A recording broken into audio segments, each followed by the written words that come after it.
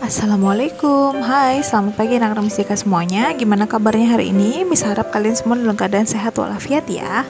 Berjumpa lagi dengan Miss Deka. Hari ini Miss Deka akan memberikan pelajaran PPKN ya nak ya.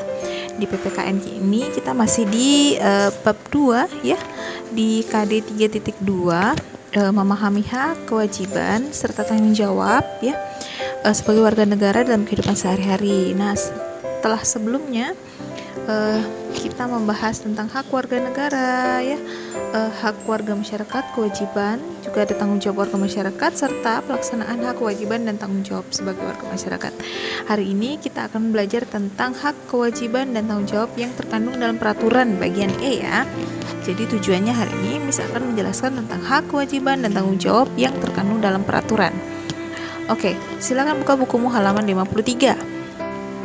Nah, di mana di bagian E ini ya kita akan membahas 5 poin. Nah, yang pertama ada peraturan tentang warga negara dan penduduk. Yang kedua ada peraturan tentang agama dan kepercayaan. Yang ketiga ada peraturan tentang sosial dan budaya. Kemudian yang keempat ada peraturan tentang ekonomi dan politik. Kemudian yang terakhir ada peraturan tentang pertahanan dan juga keamanan. Ya. Nah, kita ke bagian pertama dulu, yaitu peraturan tentang warga negara dan juga penduduk. Indonesia, Amerika Serikat, Inggris, dan juga Jepang adalah contoh negara-negara yang ada di dunia ini. Setiap negara pasti memiliki warga negara. Warga negara itu apa sih, Miss? Warga negara adalah penduduk ya yang mendiami suatu daerah ya atau negara ya, yang mempunyai hak dan kewajiban yang bersifat timbal balik terhadap negaranya. Setiap warga negara berhak mendapatkan perlindungan terhadap hak-hak pribadinya dan juga negara. Nah, setiap warga negara ini berhak mendapatkan perlindungan ya terhadap hak-hak pribadinya dan juga hak-hak negaranya. Kewajiban setiap warga negara adalah menjaga persatuan dan juga kesatuan negara. Nah, negara juga memiliki kewajiban untuk melindungi hak warganya ya nak ya. Sebaliknya negara berhak meminta warganya untuk menjaga persatuan dan juga kesatuan warga negara ya atau negaranya tersebut. Nah, kita ini adalah warga negara Indonesia. Jadi siapa saja orang yang bisa menjadi warga negara Indonesia? Nah, peraturan tentang warga negara ini terdapat dalam pasal undang-undang ya, dasar tahun 45 pasal 26. Jadi orang yang dapat menjadi warga negara asli Indonesia ini adalah orang-orang bangsa Indonesia asli atau orang-orang bangsa lain yang disahkan dengan undang-undang sebagai warga negara Indonesia. Nah, kalau menurut Undang-Undang 45 pasal 26 ini berbunyi ya, di mana di ayat 1 yang berbunyi yang menjadi warga negara ialah orang-orang yang bangsa Indonesia asli dan orang-orang bangsa lain yang disahkan oleh atau dengan undang-undang sebagai warga negara. Contoh, anak yang lahir dari orang tua warga negara Indonesia adalah orang Indonesia ya. Kemudian ada juga banyak pemain sepak bola asing yang dinaturalisasi, yaitu disahkan menjadi warga negara Indonesia. Atau bisa juga kalau misalnya kamu menikah dengan orang Indonesia ya, misalnya kamu orang luar negeri menikah dengan orang Indonesia, itu bisa jadi warga negara Indonesia dengan mengurus berkas-berkas yang ada pastinya ya nak ya.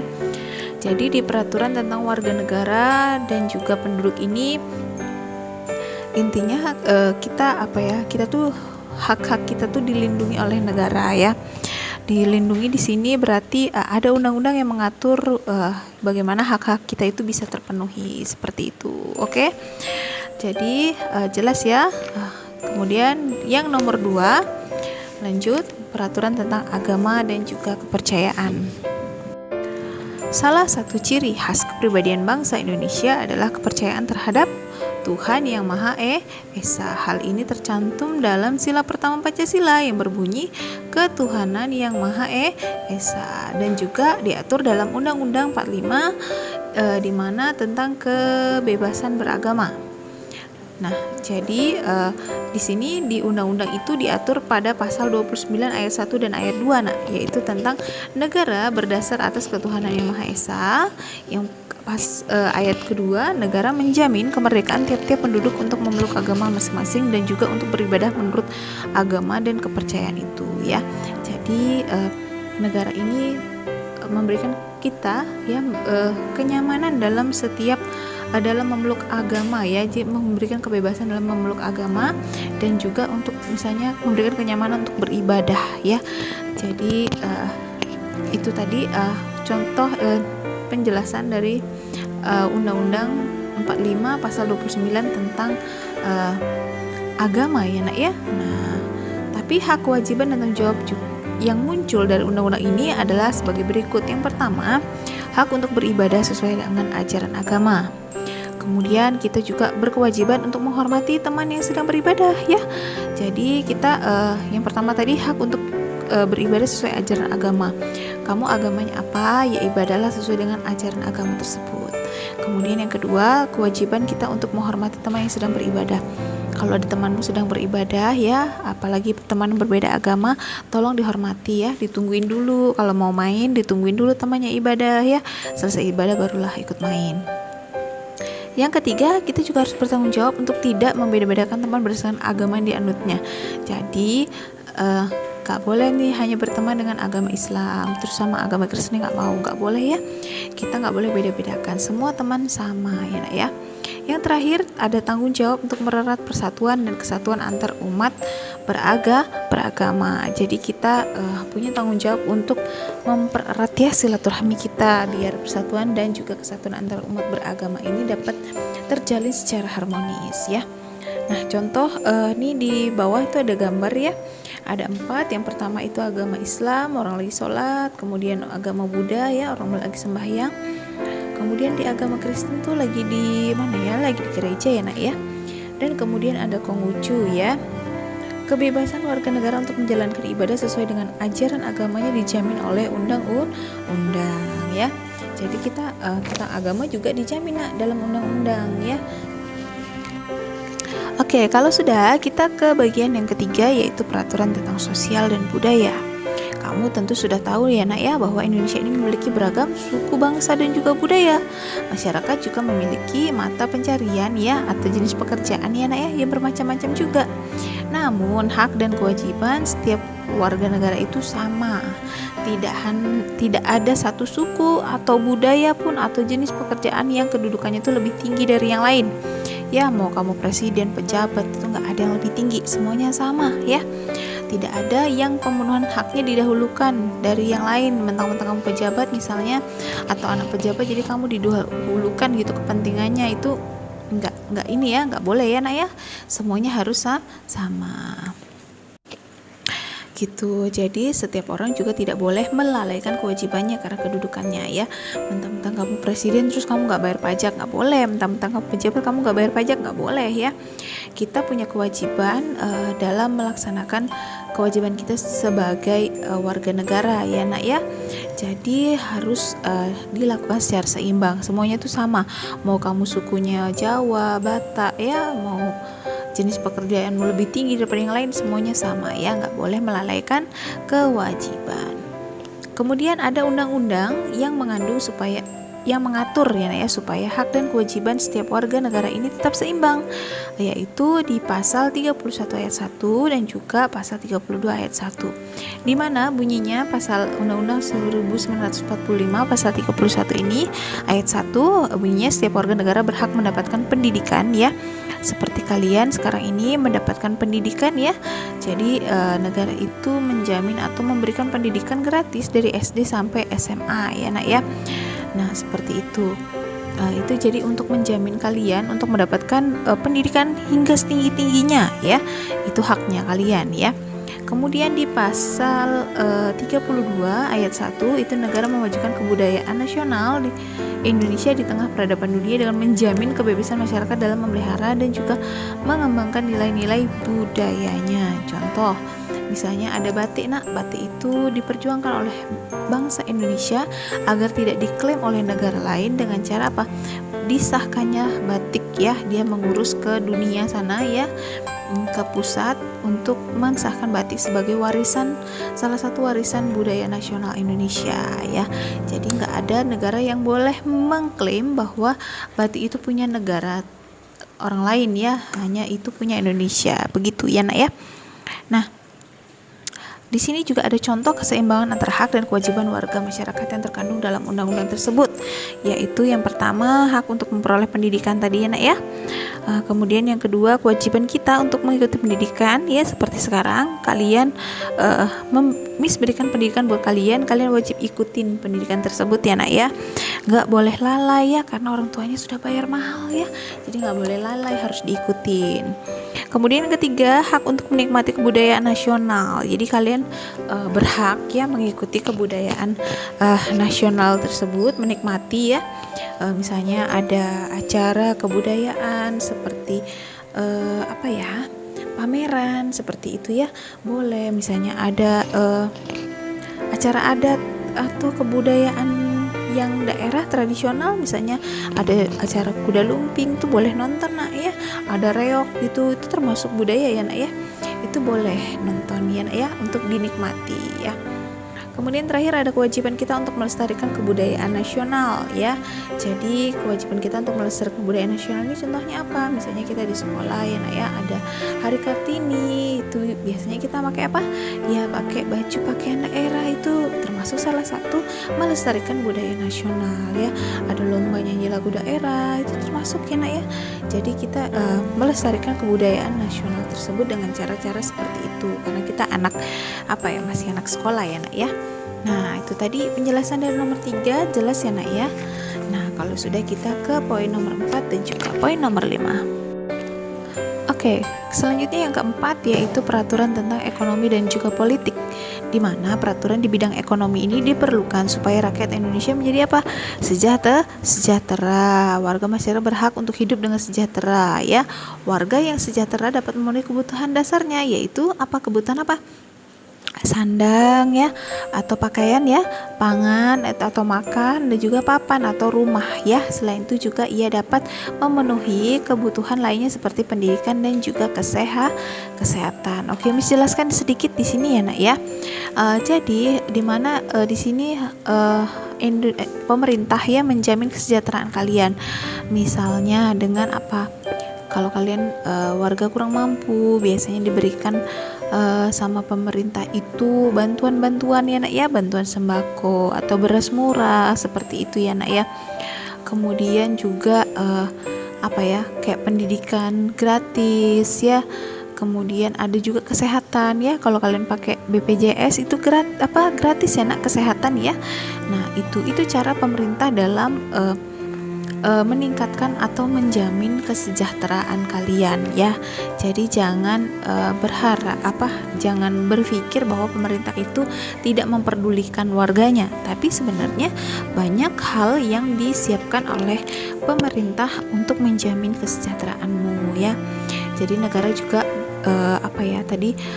negara berkewajiban juga mensejahterakan rakyat, sedangkan kalian sebagai rakyat memiliki kewajiban untuk apa? Bekerja ya, membangun negara ini dengan cara apa? Kalau bekerja kita bayar pajak ya, bayar pajak untuk membangun negara, membangun fasilitas seperti misalnya jalan raya, jembatan dan lain sebagainya. Hak dan kewajiban dalam bidang ekonomi ini diatur dalam pasal 33 Undang-Undang Dasar 1945. Di mana di sana disebutkan di pasal 33 ayat 1, perekonomian disusun sebagai usaha bersama berdasarkan atas asas kekeluargaan.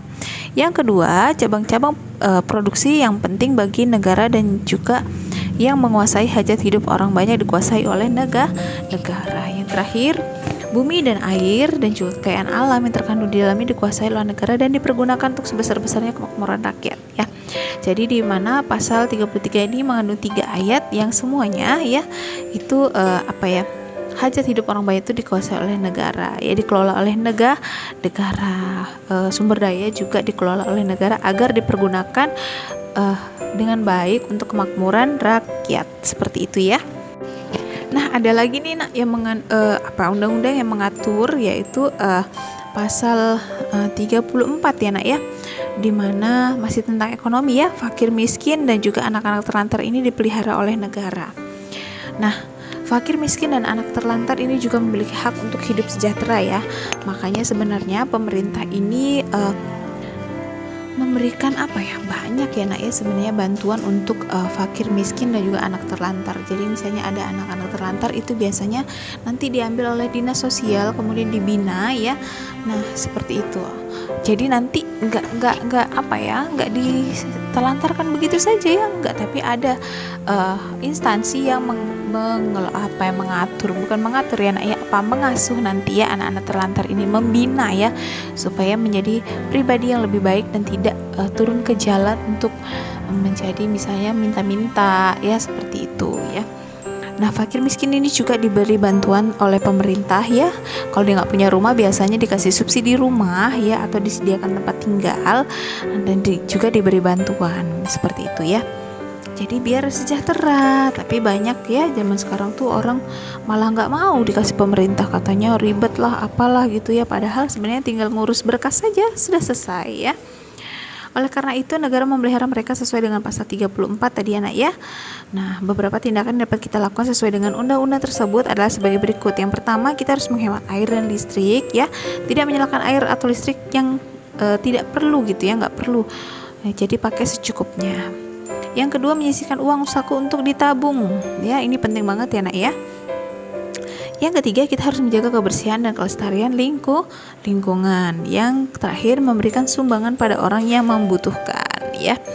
Nah ini ada salah satu contoh di buku kalian, itu Taman Nasional Bunaken itu menyimpan kekayaan alam yang dapat mengundang wisatawan dan memberikan pemasukan bagi Indonesia, di halaman 56. Nah itu tadi penjelasan tentang peraturan ekonomi ya. Nah sekarang kita ke bagian politik di halaman 57, di mana semua orang ini memiliki kedudukan yang sama di hadapan hukum ya nak ya.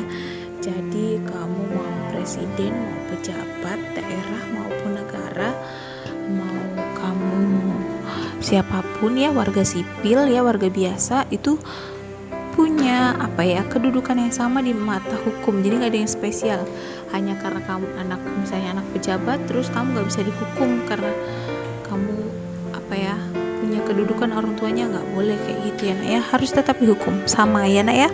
Setiap warga wajib mematuhi aturan hukum, jadi nggak ada bedanya ya nak ya, warga yang kaya atau miskin atau pejabat atau bukan ya, nggak ada kecualinya nak ya.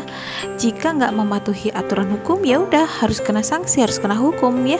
Sebaliknya jika melaksanakan kewajibannya dengan baik atau mematuhi aturan hukum, warga akan mendapatkan hak akan kehidupan yang tertib dan juga adil ya. Jadi di dalam politik ini ada undang-undang yang mengatur tentang politik dalam pasal 27 ayat 1 dan juga pasal 28, di mana bunyinya pasal 27 adalah segala warga negara bersamaan kedudukannya di dalam hukum dan juga pemerintah, dan wajib menjunjung hukum dan pemerintah untuk dengan tidak ada kecualinya ya. Jadi semuanya tuh kedudukannya sama ya nak ya, seperti menjelaskan tadi, di hadapan hukum semuanya sama. Terus kemudian di pasal 28 ada bunyinya seperti ini: kemerdekaan berserikat dan berkumpul, mengeluarkan pikiran dan lisan maupun tulisan dan sebagainya ditetapkan dengan undang-undang. Nah kamu boleh nak bersuara ya, mengeluarkan pikiran boleh pakai tulisan maupun lisan langsung, atau mau demo juga boleh, tapi harus dengan undang-undang, artinya harus tertib ya, tidak merusak fasilitas umum seperti itu ya, mengikuti aturan yang ada ya. Nah, warga masyarakat juga memiliki hak untuk berkumpul dan menyuarakan pendapat tadi dengan bebas ya. Ini harus diimbangi juga dengan kewajiban kita untuk menghargai orang lain dalam menyuarakan pendapatnya. Beberapa tindakan yang dapat kita lakukan untuk undang-undang tersebut yaitu: satu, kita harus menghormati pendapat orang lain yang berbeda dari kita ya, udah pasti itu ya nak ya. Kemudian kita memperlakukan teman dengan setara atau sama ya, tanpa beda-bedakan agama maupun suku bangsanya. Kemudian tidak ragu melaporkan pelanggaran aturan kepada pihak yang berwenang. Jadi kalau ada yang melanggar aturan, boleh kita laporkan ya nak ya kepada polisi. Kemudian yang terakhir, kita harus mematuhi peraturan yang berlaku. Oke. Nah itu tadi nak penjelasan tentang peraturan dalam bidang politik.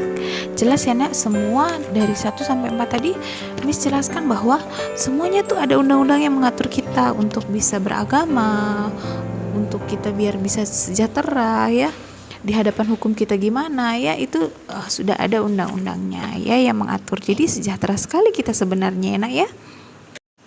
Nah sekarang Miss ke penjelasan yang terakhir, yaitu nomor 5 tentang peraturan tentang pertahanan dan juga keamanan. Kewajiban negara adalah melindungi hak-hak warganya ya. Nah kita dapat bersekolah, tinggal dengan aman ya, bersama keluarga di rumah, dan juga bisa bermain dengan riang bersama teman-teman. Itu semua dapat terwujud karena ada perlindungan yang diberikan negara ya. Salah satu contohnya adalah polisi Republik Indonesia ya, adalah salah satu alat negara yang bertugas memelihara keamanan dan juga ketertiban masyarakat, menegakkan hukum serta memberikan perlindungan atau pengayoman dalam pelayanan kepada masyarakat ya. Terus ya, jadi kita kalau ada apa-apa tuh biasanya dilindungi oleh polisi ya, kita lapor polisi seperti itu biar dilindungi kita ya. Nah, sebagai balasan, warga Indonesia juga memiliki kewajiban pula terhadap negara. Kewajiban warga salah satunya adalah membela negara. Jadi kalau negara kita dijelek-jelekkan oleh negara asing, kita harus membela ya, Nak ya. Nah, seperti itu. Bela negara ini diperlukan untuk apa, Miss? Untuk mempertahankan kemerdekaan negara kita ya. Bela negara juga berguna untuk menjaga keamanan negara. Undang-Undang 1945 yang mengatur tentang hak dan kewajiban bela negara adalah di pasal 30, yaitu tiap-tiap warga negara berhak dan wajib ikut serta dalam usaha pertahanan dan keamanan negara. Bagaimana cara kita sebagai pelajar untuk ikut membela negara? Nah, berikut ada beberapa cara yang dapat kita lakukan loh, Nak. Antara lain, yang pertama, kita mengikuti upacara bendera dengan tertib ya. Kita setiap hari Senin biasanya upacara ya, Nak ya, dulu sebelum corona ya. Itu upacara, kita harus tertib ya. Itu salah satu caranya. Yang kedua, kita menggunakan produk buatan lokal atau dalam negeri ya. Janganlah pakai produk-produk brand-brand internasional gitu ya. Itu udah harganya mahal ya, Nak ya. Jangan ya, Nak ya, kita pakai produk buatan sendiri saja. Yang ketiga, mentaati peraturan dan juga hukum yang berlaku. Jadi harus taat pada aturan dan hukum ya, Nak ya. Jangan melawan hukum, nanti kita kena penjara ya. Kemudian yang keempat, mengembangkan rasa cinta tanah air ya. Jadi itu penting banget, rasa cinta tanah air itu kita tanamkan dalam diri kita. Yang terakhir, kita harus belajar dengan giat supaya kelak dapat membangun negeri ini ya. Nah, salah satu contoh yaitu ada Tentara Nasional Indonesia yang telah maju membela dan mempertahankan keutuhan negara sejak awal kemerdekaan sampai sekarang ya. Jadi gunanya atau TNI itu fungsinya seperti itu ya, Nak, menjaga pertahanan. Kalau mau jadi anak yang kelak dapat membangun negeri, mau jadi TNI boleh, mau jadi polisi boleh, yang penting belajar dengan giat. Oke. Itu tadi, Nak, penjelasan Miss Deka ya tentang peraturan yang mengatur tadi hak, kewajiban dan tanggung jawab kita ya, yang terkandung dalam sebuah peraturan ya. Ada warga negara dan penduduk, agama dan kepercayaan kita, sosial budayanya kita, ekonomi dan politiknya kita ya, tadi keamanan dan pertahanan kita juga. Oke. Nah, sekian penjelasan dari Miss Deka. Terima kasih sudah menonton video dari Miss Deka. Semoga bermanfaat dan menambah pengetahuan buat kalian. Sampai jumpa. Bye bye.